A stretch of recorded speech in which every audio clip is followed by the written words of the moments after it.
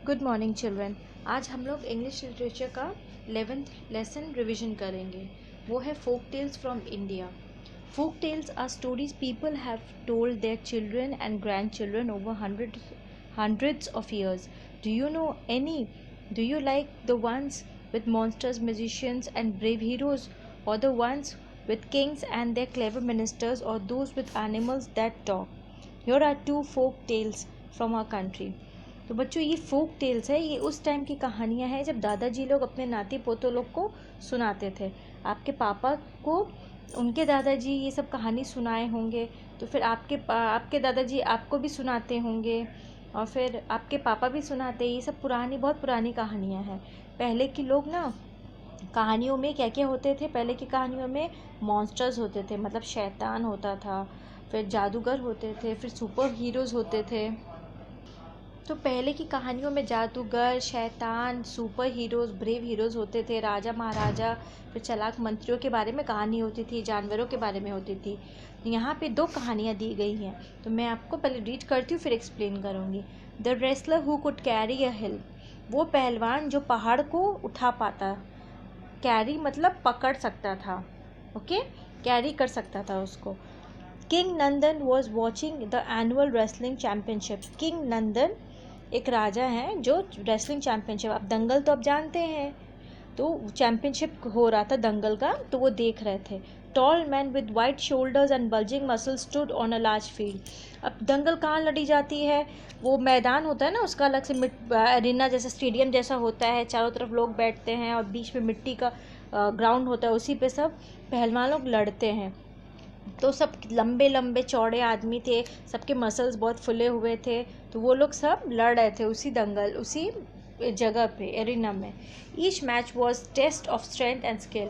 हर एक जो मैच हो रहा था वो यह चीज़ का प्रमाण दे रहा था कि वो कितने शक्तिशाली और कितने मतलब टैलेंटेड हैं। Two man would walk in a place marked with white chalk. अब दो लोग आते और उस जगह पे खड़े होते जहाँ वाइट चॉक से बनी हुई थी।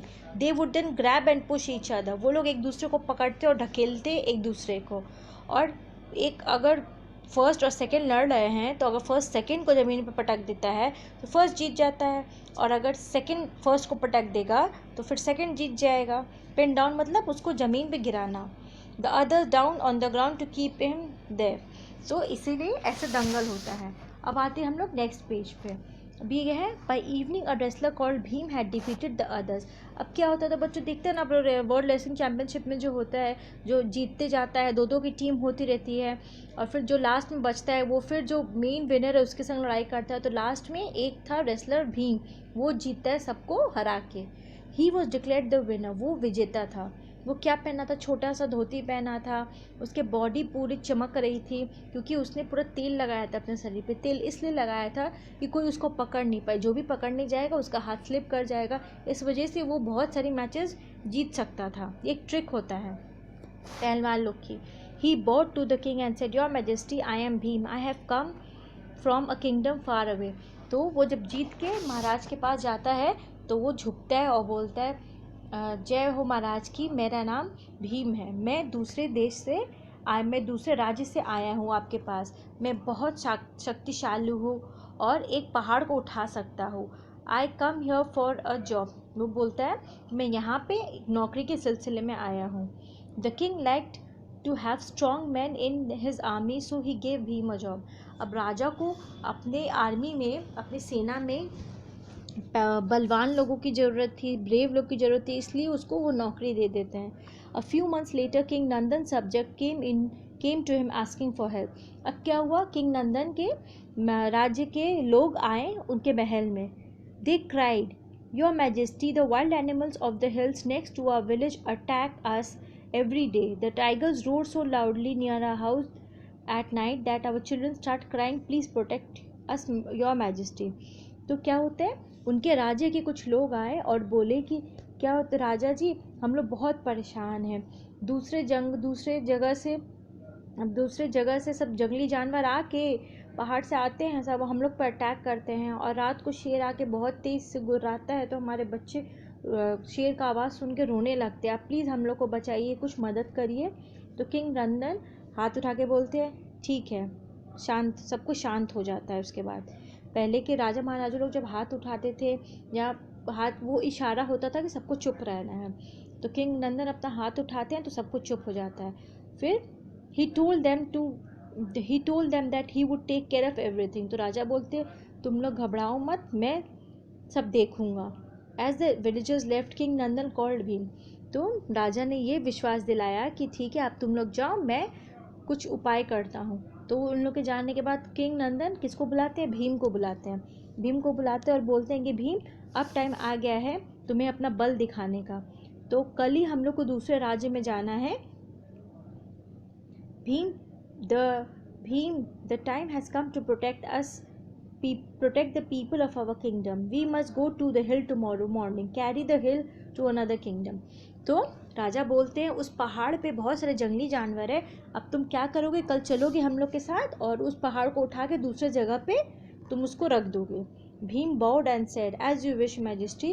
तो भीम क्या हुआ? झुक के बोलते हैं जी हुजूर, मैं आपका बात पूरा करूँगा, और बोल के वो चला जाता है। Next morning the king took Bhim along with his courtiers and soldiers. अब क्या होता है, अगली सुबह राजा क्या करते हैं, भीम के साथ अपने जितने भी सेना के लोग थे और जो वहाँ के गांव के लोग थे, उन लोग के साथ वो लोग उस पहाड़ के पास जाते हैं। The villagers gathered around two watch. और वहाँ के जो लोग थे, तो वहाँ के सब गांव के लोग इकट्ठे हो गए। Bhim stretched and looked around. अब भीम क्या हुआ कि बहुत हाथ वाथ फैलाए और ये क्या, सब चारों ओर देख रहा था। The king said go on Bhim. तो किंग बोलते जाओ भीम जाओ। Bhim bowed and said your majesty, I said I could carry a hill and I will, but I cannot pick up the hill। तो वो क्या बोलता है, अब अपने बात से देखिए कैसे मुकरता है। वो बोलता है कि फिर बस भीम राजा के सामने झुक के बोलता है कि महाराज, मैंने आपसे कहा था कि मैं शायद कोई पहाड़ उठा सकता हूँ और मैं उठा लूँगा, लेकिन मैं ये नहीं बोला था कि मैं उसको उठा के अभी उठा लूँगा। उसका बोलने का मतलब ये रहता है आई कुड कैरी, मतलब मैं उठा सकता हूँ। कोई कंफर्म बताया नहीं था उसने, और कोई कंफर्म उठाया नहीं था। वो बोला था कि हम उठा सकते हैं, और जब उसकी बारी आई तो वो अपने बात से मुकर गया। अब please ask your soldiers to place it on my head. अब वो बोलता है कि अपने आप सेना को बोलिए कि वो पहाड़ को उठा के मेरे सर पे रखे, तो मैं उसको लेके वहाँ पे जा सकता हूँ। The king new he had been tricked. अब क्या होता है, राजा को ये लगता है कि वो उसको क्या किया, चीट किया है, वो झूठ बोला है, और वो चुपचाप वहाँ से चला जाता है अपने राज्य में। अब क्या, क्यों चुपचाप चला जाता है? क्योंकि यहाँ पे इज्जत की बात आ जाती है ना, इज्जत की बात आ जाती है, क्योंकि वो बोलता है कि हम उठा सकते हैं, और जब टाइम आया उठाने को तो वो उठाया नहीं।